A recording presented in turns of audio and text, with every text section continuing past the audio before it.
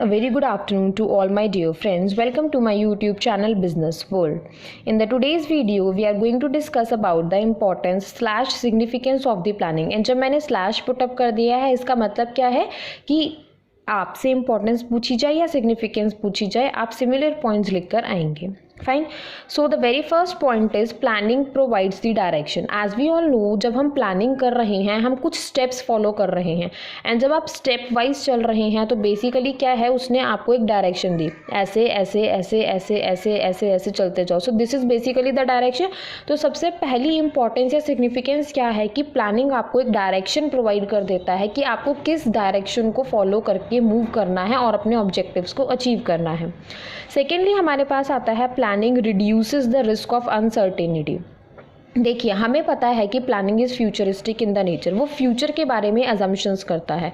जब आप फ्यूचर के बारे में एजम्पशंस करते हैं तो जो अनसर्टेनिटीज़ फ्यूचर में आने वाली हैं उनको कुछ हद तक, कुछ एक्सटेंट तक आप लोग क्या कर सकते हैं, एनालाइज कर सकते हैं और उनके बारे में आज ही प्लान डेवलप कर सकते हैं. तो अल्टीमेटली होगा क्या, जब वो अनसर्टेनिटीज़ आएंगी और आपके पास ऑलरेडी एक प्लान डेवलप होगा तो आप बहुत इफेक्टिव और एफिशिएंट मैनर में उसके साथ डील कर पाएंगे.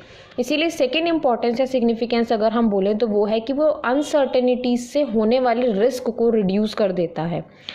नेक्स्ट हमारे पास आता है planning promotes the innovative ideas. जैसा हमने बोला कि planning is futuristic in nature, ठीक है, it is future looking. Similarly हमने बोला था कि जब हम प्लानिंग करते हैं तो हम डिफरेंट ऑल्टरनेटिव्स में से बेस्ट ऑल्टरनेटिव्स को चूज़ करते हैं. फाइन. वो हमारा कोई एक भी हो सकता है और कॉम्बिनेशन ऑफ बेस्ट ऑल्टरनेटिव्स भी हो सकते हैं.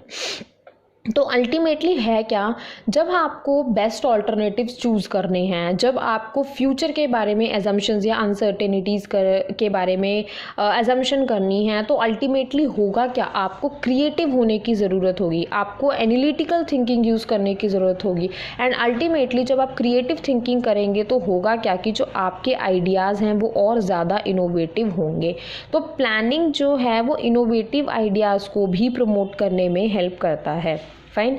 नेक्स्ट फोर्थ हमारे पास अगर हम इम्पोर्टेंस या सिग्निफिकेंस की बात करें तो प्लानिंग फैसिलिटेट्स डिसीजन मेकिंग. कैसे, देखो, प्लानिंग डिसीजन मेकिंग को फैसिलिटेट करता है दो वेज में. सबसे पहली बात, प्लानिंग हेल्प करता है आपकी कि आप गोल्स को एडवांस में सेटअप कर लें. फाइन. साथ ही साथ फ्यूचर के बारे में प्रिडिक्शंस करता है और ये दोनों चीज़ें मिलकर आपकी डिसीजन मेकिंग को फैसिलिटेट कर देती हैं. फाइन. नेक्स्ट लास्ट अगर हम डिस्कस करना चाहें important significance of the planning, तो हमारे पास क्या आती है, planning establishes the standard for controlling. See, controlling का काम क्या होता है, कंट्रोलिंग का काम है परफॉर्मेंस के अंदर कोई डेविएशन आई तो उसको देखना कि वो क्यों आई. फाइन. ये काम कंट्रोलिंग जो है वो कुछ स्टैंडर्ड्स के बेसिस पे करता है. वो स्टैंडर्ड क्या होते हैं, कंपनी का ऑब्जेक्टिव. फॉर एग्जांपल मान लीजिए कि हमारी कंपनी ने ऑब्जेक्टिव सेटअप किया, मुझे एक दिन में 100 पेन मैन्युफैक्चर करने हैं. फाइन. लेकिन ऑब्जेक्टिव अचीव कितना हुआ कि मैं एक दिन में 90 पेन्स को ही मैन्युफैक्चर कर पाई. तो अल्टीमेट आपका ऑब्जेक्टिव था एक दिन में 100 पेन मैन्युफैक्चर करने का, आपने 90 पेन्स ही मैन्युफैक्चर किए, मतलब 10 पेन्स लेस मैन्युफैक्चर हुए आपके ऑब्जेक्टिव से. तो कंट्रोलिंग ये देखेगा कि ये 10 पेन्स लेस मैन्युफैक्चर क्यों हुए, क्या रीज़न से, और वो ये डेविएशन किसके बेसिस पे फाइंड कर रहा है, जो आपने ऑब्जेक्टिव सेटअप किया. बेसिकली ये जो ऑब्जेक्टिव जो आप प्लानिंग में सेटअप करते हैं ये कंट्रोलिंग के लिए एज अ स्टैंडर्ड वर्क करता है on the basis of which वो डेविएशन को एनालाइज करे. Fine.